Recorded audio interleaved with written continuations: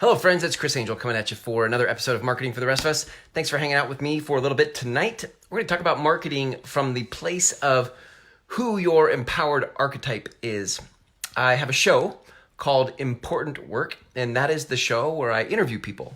Anybody that is working on stuff that is fascinating that I want to explore, I love to interview them for that show. And so today I got to interview someone named Leah Lake. And Leah and I talked about the divine feminine and masculine inside of marketing and business, etc. It was a great conversation, and that conversation should come out in the middle of April. In our conversation, she was sharing with me some of the archetypes of divine masculine, divine feminine, wounded masculine, wounded feminine, and it was really cool to hear about these archetypes. And it's funny because when the thing about an archetype is like you get the whole world of how they would be being, right? So if you think of a superhero as an archetype, and inside of superheroes, there are even archetypes inside of that, right? You could be Wonder Woman, you could be Black Widow, you could be Tony Stark, you could be Thor. Like there's all sorts of, inside of those, there's archetypes. Now, so that's the archetype thing. Now let me backfill this a little bit. In marketing, when you are, most of the people I work with are heart-centered entrepreneurs that want to make a difference in the world, but feel like marketing asks them to sell out on who they are and their values. It asks them to be something they're not. It asks them to manipulate others, take from others. And in our tribe, isn't like that. We're givers, we're supporters, we're servers. We want to help the world, get better, not take from the world. And so marketing can often feel like this thing that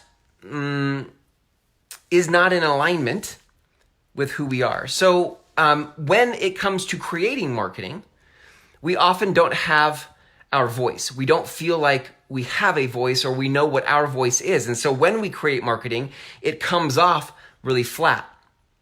It comes off confusing. You come off without authority or credibility because you're trying to check the box called I'm doing marketing, but you're doing it from a place that isn't your voice. And this is where most people are at when they come to me. They have a successful business, but they want to grow. And when they want to grow, they start looking to things like marketing, but marketing never fits for them. Right. It's because most marketing isn't done from someone's voice. It's done from someone's script. And that's not what leads to empowered marketing. So that being said, now let's keep going down the road here. There are a couple things that lead to you finding your voice in marketing. Number one is that you know the conversation you want to lead in the world. That you would say, I have been put on this earth and life has taught me these things so that I can share them with the world. This is what I want to help people with. Whatever that is, that's the conversation you're leading in the world. Okay, so that's one way to help you feel stronger about the message you're actually putting out in the world through your marketing. And the second thing in finding your voice would then be to know who it's for. For a long time, I worked with real estate agents because that was my background. I was an agent. I ran a real estate company, and I was trying to help real estate agents make human connection with people in a way that wasn't connected to the real estate transaction, where they didn't talk about real estate. Because that's where my heart was. The conversation I was leading in the world was, how do you make authentic connections with people? But a lot of real estate agents didn't want to know that. They just wanted to know, how do I get a lead? So I had found my message, the conversation I wanted to lead, but I hadn't found my audience. And in not finding my audience, I didn't feel as confident or as strong in my marketing because I was like, well, I don't think they're getting this. I don't think they understand this. And when you speak into a listening that doesn't get what you're saying, you question yourself. You're like, I don't think people are getting what I'm putting down. And that causes you to question, like, oh, am I doing this right? So those two things, I'm going to give you a third, which is where I want to go in this particular episode. But those two things are really important for you finding your voice. What's your message? What's the conversation you're leading? And two, who are you leading it for? If you have those two things, you go a long way in creating confidence. Now, here's the third one, though. You can have your message. You can know who your people are. But if you can't deliver the conversation from a place of confidence and strength, then because you're in your head about it, you're second guessing yourself, you think you look stupid, you think you sound stupid, like whatever the snarky voice is in your head, maybe it's just you getting comfortable with the skill of talking into a camera. That's a whole other thing, right? Like that just takes repetition. So in the beginning, when you're trying to get the repetitions, no one likes to look or feel stupid. And so we're like, I hated that video. I feel stupid having made it. I'm not going to do it anymore. And so now you have the message you want to say to the world. You know who you want to say it to, but your delivery of it feels disempowered. It feels weak. It feels flat. It's embarrassing. And it's in those moments where we need a little bridge. We need a little help. We need a little help over the hump until we can fully embody the power of and the conviction of the message we have for the world. So what's the trick there? How do we actually find that little bridge into the conviction we're looking for? Well, this is where the empowered archetype comes in, right? An empowered archetype. You have one, right? Maybe you have multiple ones who inspire you. And the thing I love about archetypes is they can be across the spectrum in how they deliver and how they're being, right? When you think of Nelson Mandela or Desmond Tutu, Mother Teresa, you think of the energy of those archetypes. If we can make them archetypes for a minute, those kinds of leaders, Gandhi, another one, their energy is very steady.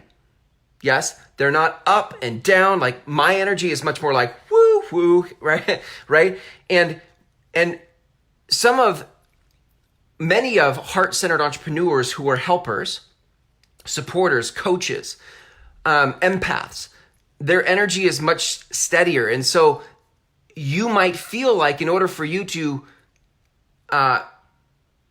feel strong, or that to be strong in your marketing message and to deliver your marketing message would mean you'd have to be loud or demonstrative or animated or whatever.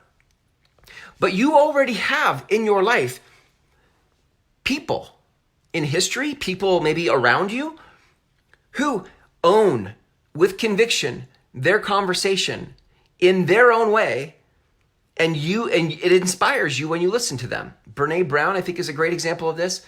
In terms of like, she's a great archetype for someone who is so down to earth, very personable, very warm, doesn't beat around the bush though. So you can find, I'll tell you mine, by the way, for one of the people that inspires me as a TV character, and it is Alan Shore from Boston Legal. Like if you've ever watched Boston Legal, Alan Shore is an attorney, and he just does these amazing monologues. It was David Spader is the actor, and he does these amazing monologues where he just goes off and who he's being. If you actually listen back to my episode, you can kind of hear some of the intonations of an Alan Shore. So you can go back through those and see if you can pick that up. But that's my point, is that sometimes you can lean on the archetypes, the empowered archetypes of people that have inspired you from the energy in which they do it. That is a good fit for you. And when you find that, borrow that energy, channel that energy, emulate that energy. Maybe it would help you to go watch a speech from or listen to someone who is that empowered archetype for you before you go into your marketing, so that you can just be really present to a delivery style that feels empowered to you. But here's what it can't be. What it can't be, right? Well, let me say it this way. What it can't be forever is you just always second guessing yourself and not stepping into the conviction you have for your message.